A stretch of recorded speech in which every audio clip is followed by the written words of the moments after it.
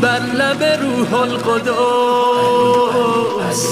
زمزمه لافتاست.